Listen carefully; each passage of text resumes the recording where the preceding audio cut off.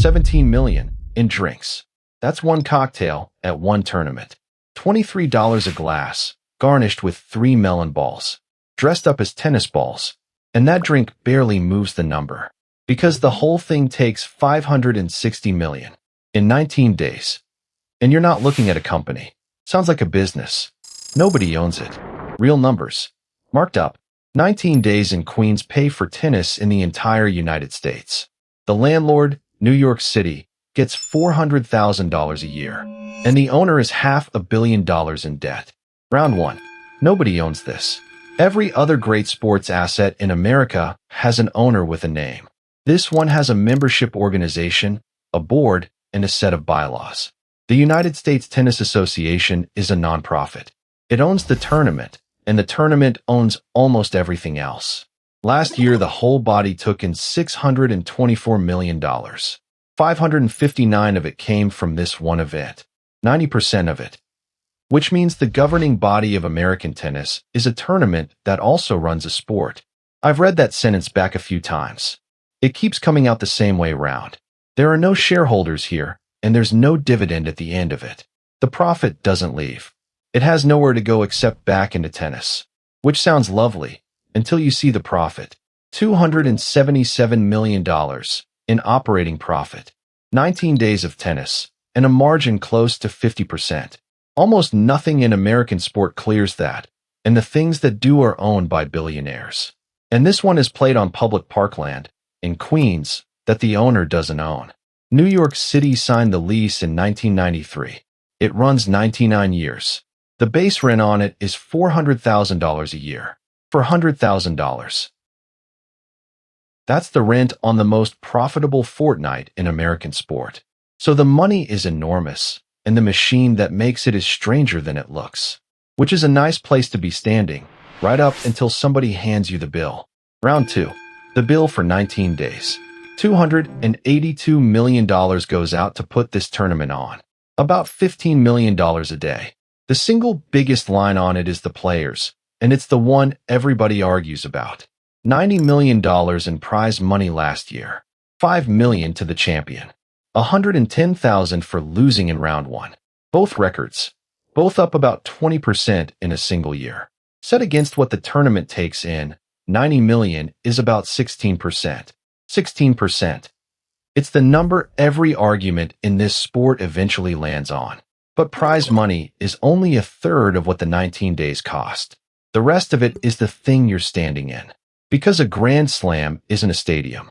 It's a small city that exists for 3 weeks. For stadiums, dozens of courts, and over 1 million people through the gate. 1,144,000 people came last year. A record, and the second year running it cleared 1 million. Every one of them has to be fed, seated, scanned, policed, and got home again. In August, in New York. And then there's the building itself, which has never once been finished. Arthur Ashe Stadium got a roof in 2016. It cost $150 million. They built it because 5 men's finals in a row had been rained into Monday. $150 million to stop losing a Sunday. That's the most expensive umbrella ever bought, and it paid for itself. Because the whole business runs on a calendar that cannot move. So where does $560 million actually come from? Round 3, where the money comes from. For streams, and only one of them is the tennis. Tickets brought in $208 million. Up 75% in a decade. Face value starts at $43 to sit in the big stadium. And it ends at $5,885 for the women's final. Same building. Same seat map. 2 weeks apart. Then hospitality, which is the word for selling the same seat with a table attached. $83 million. 28 companies pay to have their name in the place. 7 of them have been paying for more than 30 years. Nobody renews a sponsorship for 3 decades out of affection. And then the big one, which has almost nothing to do with anybody in the building. ESPN signed for 12 years and about $2 billion. That's $170 million a year starting this season. It used to be 75. The television money more than doubled, and not one extra ticket had to be sold. The owner also took the production over, so it now makes the pictures the world watches. That's the quiet part. You stop renting your own broadcast out. So that's the machine. Now here's where the owner starts pushing it. Because the fourth stream is the one you can walk up and buy. 738,000 cocktails at $23 each. $17 million. Up a third in a single year from a drink that already sold $500,000. So they put a $39 one on the menu next to it. $39 for a drink. Food and drink sales went up 19%. A cocktail is now a bigger line in this business than most professional tournaments are. Then they went looking for days they weren't selling yet. Qualifying week became fan week, and fan week became a ticket. 239,000 people came to the week before the tournament. And in 2025, they moved mixed doubles into it and put $1 million on top. The winners had been getting 200,000. Now it's $1 million. 16 teams, short sets, 2 days, and the singles stars playing on a Tuesday in August. The doubles specialists it was taken away from called it dishonest. They have a point. It's also the cleverest thing anybody has done to a dead week in this sport. This year the whole thing runs 22 days. The longest US Open there has ever been. Every one of those days is inventory, and every dollar of it is chased by somebody standing between you and the gate. Round 4. Everyone's standing in the doorway. Most face value sells out in minutes, and then a second market opens. The tournament sells the ticket once. Somebody else sells it again. Final seats have gone on the resale market between $12,000 and $30,000. Men's singles resale topped $20,921. A $65 grounds pass has been resold for over $300.